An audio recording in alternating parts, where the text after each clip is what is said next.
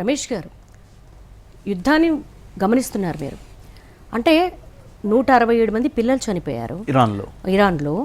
అంటే war of conduct ఏదైతే ఉంటాయో దాన్ని బ్రేక్ చేస్తోంది అమెరికా ఖచ్చితంగా. అసలు మామూలుగా చూసుకుంటే ప్రోటోకాల్స్ ఎలా ఉంటాయి వార్లో? ఇంటర్నేషనల్ హ్యుమానిటేరియన్ లా అని ఉంటుందండి. ఇంటర్నేషనల్ లా, ఇంటర్నేషనల్ హ్యుమానిటేరియన్ లా అంటే ఒక యుద్ధం చేయడానికి కూడా కొన్ని రూల్స్ అండ్ రెగ్యులేషన్స్ అనుకోవాలి మనం.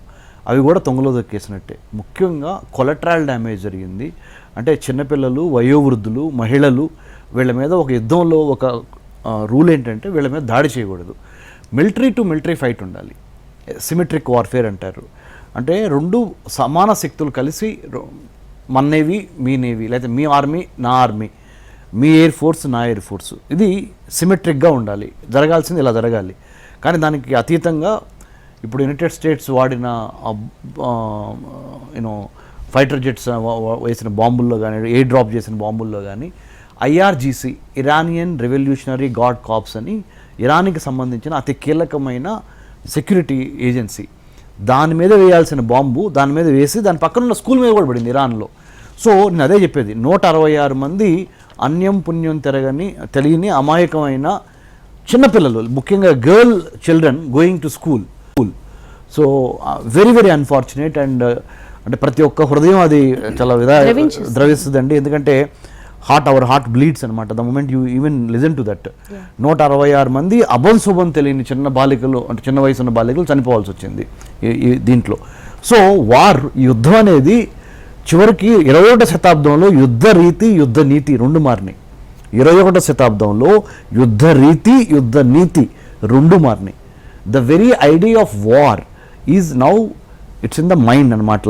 అంటే information warfare, cyber warfare, maritime warfare, maritime terrorism, or you name it, like asymmetric వార్ఫేరు.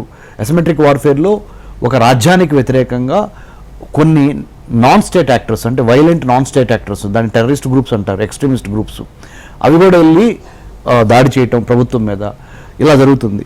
ఏదేమైనప్పటికీ ఇంటర్నేషనల్ వార్ ట్రిబ్యునల్ ప్రకారం కానీ, ఇంటర్నేషనల్ హ్యుమానిటేరియన్ లా ప్రకారం కానీ, ఇంటర్నేషనల్ లా ప్రకారంగా కానీ, లేదా international court of justice, international criminal court, or international atomic energy agency, or United Nations UN security council, మీరు ఏదైనా అప్పుడు నేను మీకు 5 to 6 ఆర్గనైజేషన్ పేర్లు చెప్పా.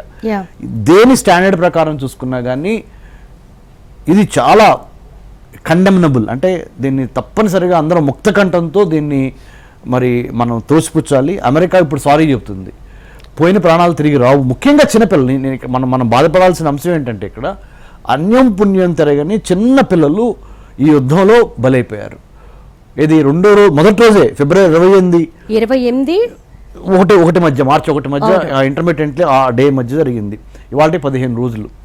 సో ఇది ఒకటి హ్యుమానిటేరియన్ కాజ్. అంటే we're talking about liberalism, socialism, communism, capitalism, అన్ని దాని గురించి మాట్లాడుతున్నాం కదా దేవి గారు. మరి హ్యూమనిజం ఏమైనట్టు?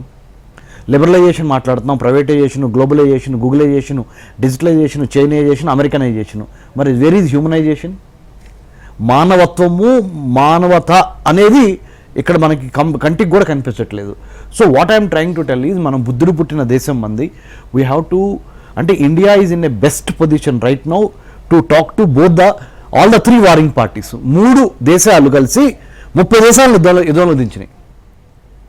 మీరు ఇందాక ఇంకో ప్రశ్న వేశారు.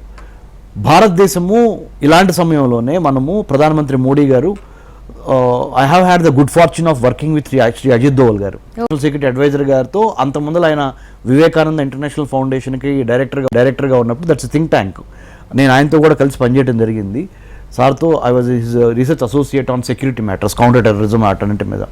So why I'm trying to tell all these things is, యుద్ధానికి సంబంధించి యుద్ధం ఆపటానికి భారతదేశం ఏం చేయాలి అన్నప్పుడు, BHARAT, భారత్ అంటే మన కంట్రీ, భారత్ ఇండియా ఏం చేయాలి అన్నప్పుడు, ఇటు ఇరానియన్ లీడర్షిప్తోనూ, అటు ఇజ్రాయలీ లీడర్షిప్తోనూ, అటు అమెరికన్ లీడర్షిప్తోనూ మాట్లాడగలిగిన స్టేట్ క్రాఫ్ట్, ఆ విజ్డమ్, ఆ నాలెడ్జ్, అన్నిటికీ మించి ఆ స్టాండింగ్ భారతదేశానికి ఉంది. ఈరోజు తప్పనిసరిగా భారతదేశము ఆ స్టాండ్ తీసుకొని ముందరికెళ్ళాలి. ఇంకొక మాట చెప్తాను మేడం, అన్నిటికన్నా ఇంపార్టెంట్, భారతదేశానికి సంబంధించి మనకి 140 కోట్ల జనాభాలో 25 మిలియన్ గ్యాస్ కనెక్షన్స్ ఒక రూరల్ ఇండియాలో ఉన్నాయి. ఈ యుద్ధం మూలాన చాలామంది అనుకోవచ్చు ఎక్కడో జరుగుతున్న యుద్ధం మూలాన భారతదేశంలోనూ లేకపోతే ఆంధ్రాలోనూ తెలంగాణలోనూ మనకు వచ్చే ప్రాబ్లం ఏంటంటే మన వంటలు ఆగిపోతాయి, మన ఫుడ్ సెక్యూరిటీ దెబ్బతింటుంది, మన హెల్త్ సెక్యూరిటీ దెబ్బతింటుంది, మన ఎనర్జీ సెక్యూరిటీ దెబ్బతింటుంది, మన సైబర్ సెక్యూరిటీ దెబ్బతింటుంది, మొత్తం చైన్ అంతా డిస్టర్బ్ అయింది. అంటే డొమినో ఎఫెక్ట్ అంటారు ఇంటర్నేషనల్ రిలేషన్స్లో, అంతర్జాతీయ సంబంధాలు. అంటే ఒక ప్యాక మొక్క వేరే ప్యాక మొక్క మీద పడతా ఇట్లా వెళ్తే ప్యాక్ ఆఫ్ కార్డ్స్ ఇట్లా కూలిపోతాయి. ఆ డొమినో ఎఫెక్ట్ లాగా జరగకుండా గల్ఫ్ కోఆపరేషన్ కౌన్సిల్ కంట్రీస్ అంటే 6 కంట్రీస్ ఉన్నాయి. Saudi Arabia, Oman, ఖతారు, UAE, Bahrain, ఈ దేశాలు, ఒమన్, ఈ దేశాలు అక్కడి నుంచి వచ్చే చమురు నిల్వలు, oil and petroleum gas plus Iran నుంచి వచ్చేది, ఈ 7 దేశాల నుంచి ఈ స్ట్రైట్ ఆఫ్ హర్ముజ్ ద్వారా భారతదేశానికి రావాలి. ఇవన్నిటి గురించి తర్వాత మనం మాట్లాడదాము. సేఫ్టీ సెక్యూరిటీ లేకుండా లోకల్ బిజినెస్ కానీ, నేషనల్ బిజినెస్ కానీ, ఇంటర్నేషనల్ బిజినెస్ కానీ థ్రైవ్ అవ్వదు, అంటే వికసించదు. సో సేఫ్టీ సెక్యూరిటీ అనేది కల్పించడం అనేది చాలా ఇంపార్టెంట్.